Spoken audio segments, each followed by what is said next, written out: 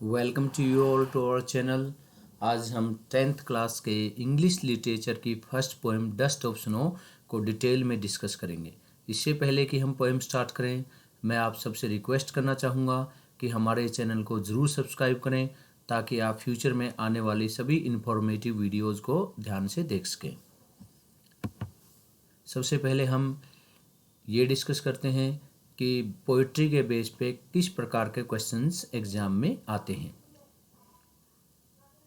Poetry के base पे सबसे पहले हमारे पास लॉन्ग आंसर टाइप क्वेश्चन बनते हैं, फिर शॉर्ट आंसर टाइप क्वेश्चंस और फिर स्टेंजा के बेस पे एमसीक्यूज़ पेपर में आएंगे। अगर आप इस समरी को अच्छे से ध्यान से सुनेंगे तो इस समरी से आपका लॉन्ग आंसर टाइप क्वेश्चंस भी और शॉर्ट टाइप बी और वह साथ के साथ में स्टेंजा बेस्ड एमसीक्यूज़ भी इसी समरी से निकलेंगे। अब पोएम की सिचुएशन जान लेते हैं। Name of the poem is dust of snow और this poem is written by Robert Frost. He is an American poet.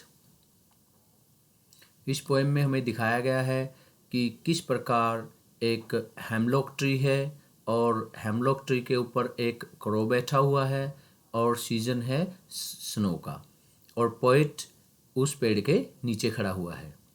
और जैसा कि स्नो के टाइम में हर आदमी सोचता है कि वो घर से बाहर ना निकले और जो आम लाइफ होती है आदमी की रूटीन होता है वो थोड़ा सा डिस्टर्ब्ड होता है। यहाँ पर पोइट के साथ भी कुछ ऐसा ही होता है, लेकिन ये डस्ट ऑफ स्नो और क्रो व हेमलॉक ट्री ये तीनों ही नेगेटिविटी का सिंबल हैं, लेकिन यहाँ नेगेटिविटी में भी पॉजिटिविटी दिखाई गई है। अब पोएम को हम अच्छे से लाइन वाइज समझते हैं। The poet is standing under a hemlock tree. It is very cold and snow is falling. A crow is sitting on that hemlock tree. Its wings are covered with snow. The crow shakes the wings and the snow falls on the poet. यहाँ पर हमें बताया गया है कि poet hemlock tree के नीचे खड़ा है। वह बहुत ज़्यादा कोल्ड व स्नो का टाइम है और एक क्रो जो कि हेमलॉक ट्री के ऊपर बैठा हुआ है और उसके विंग्स स्नो से कवर्ड हैं, लेकिन वो क्रो अपने विंग्स को शेक्स करता है, अपने विंग्स को हिलाता है और जिसके कारण जो है स्नो जो उसके ऊपर है वो पोइट के ऊपर गिर जाती है, क्योंकि पोइट उसी पेड़ के नीचे खड़ा है। और पोइट बड़ी कंफ्यूज्ड सिचुएशन में है, उस टाइम बड़े सैड मूड में है। लेकिन नेक्स्ट स्टेंजा में, ये हमारा फर्स्ट स्टेंजा का डिटेल था, नेक्स्ट स्टेंजा में देखते हैं क्या इफेक्ट पोइट के ऊपर उस डस्ट ऑफ स्नो का, उस एक बर्फ के पार्टिकल का क्या पोइट के ऊपर असर आएगा, वो हमने देखना नेक्स्ट स्टेंजा में। This incident brings a change in the poets mind and he becomes alert. He feels that it has saved his rest of the day. He thinks that he will not waste his day. He decides to go for his usual work. अब हमें ये दिखाया गया है जो ये incident है। कौन सा इंसिडेंट? जिस इंसिडेंट में जो वो बर्फ़ का पार्टिकल है पोइट के ऊपर गिरेगा, उस इंसिडेंट के बाद पोइट का जो है माइंड चेंज हो गया और वो अलर्ट हो जाता है, because earlier on he was very sad. अब पोइट अलर्ट हो जाता है और वो क्या फील करता है कि उसका दिन का जो बचा हुआ समय है वो वेस्ट होने से बच गया। क्यों बच गया?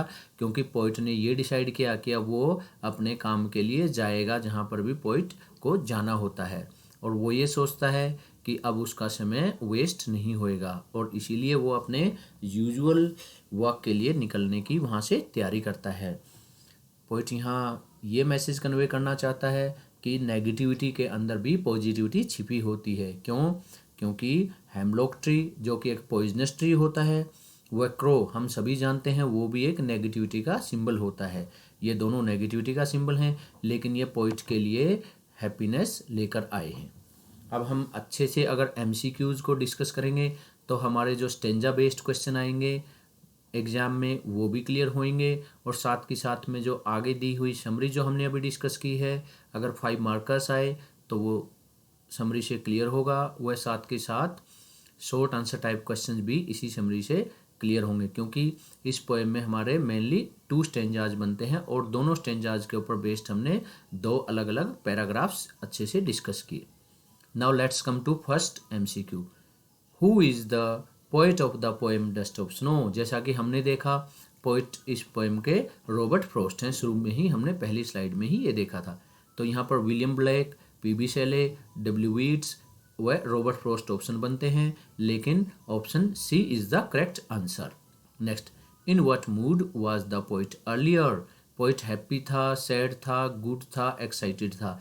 तो पहले हमने देखा कि पोएट सैड मूड में था, इसलिए वो वहाँ पेड़ के नीचे खड़ा हुआ था।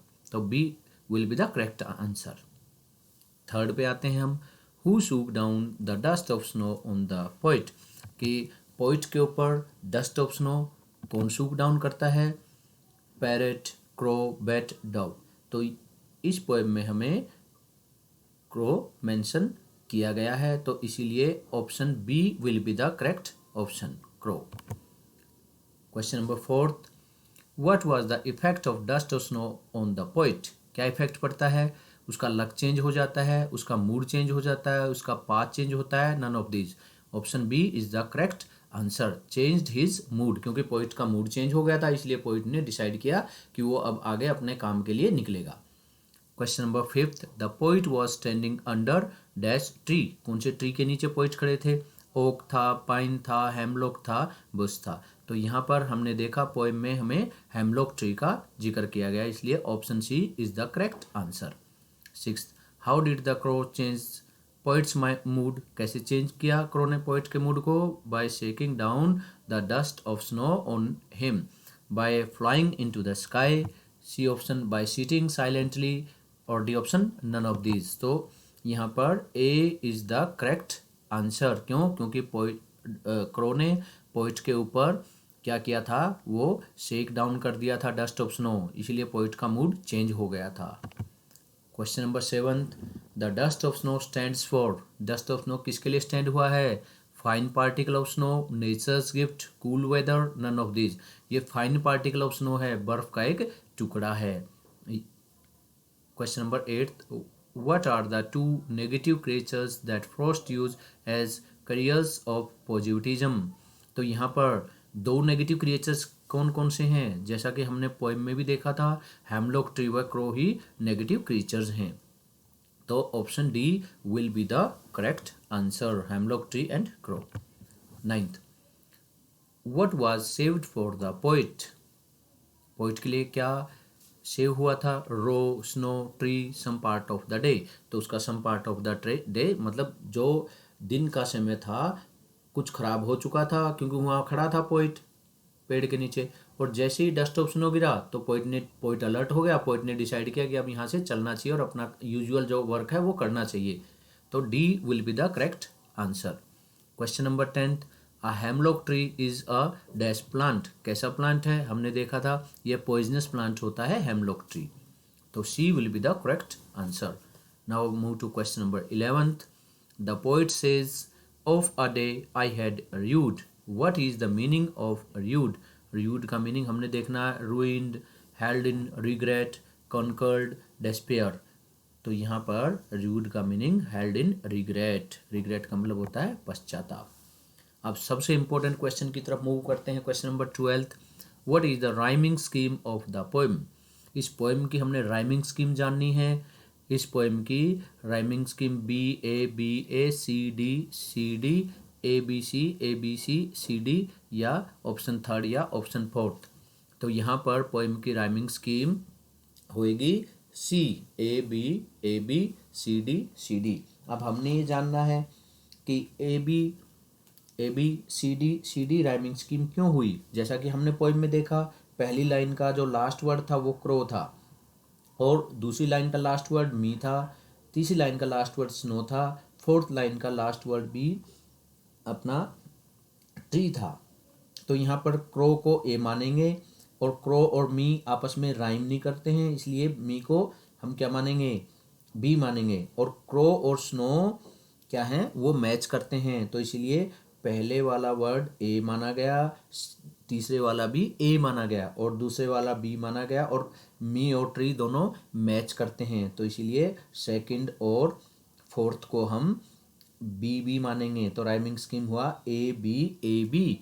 वह साथ के साथ में अगर अगले स्टेंजे में देखें, पहली लाइन का लास्ट वर्ड है हार्ट, और सेकंड नेक्स्ट लाइन का दूसरे स्टेंजे का मूड, फिर पार्ट और फिर र्यूड, तो इनको हम सी डी मानेंगे। तो इस प्रकार आगे आने वाली पोएम्स में भी हम राइमिंग स्कीम को अच्छे से डिस्कस करेंगे, और जब हमारी सारी पोएम्स अच्छे से डिस्कस हो जाएंगी तो आप लोगों को राइमिंग स्कीम कैसे निकालते हैं इसका भी 100% पता लग जाएगा। उम्मीद है आपको पोएम समझ में आई होगी। बार बार पोएम को देखिए, सुनिए और अच्छे से इन नोट्स को अपनी नोटबुक में प्रिपेयर कीजिए। आपका पोइट्री सेक्शन अच्छे से प्रिपेयर हो जाएगा।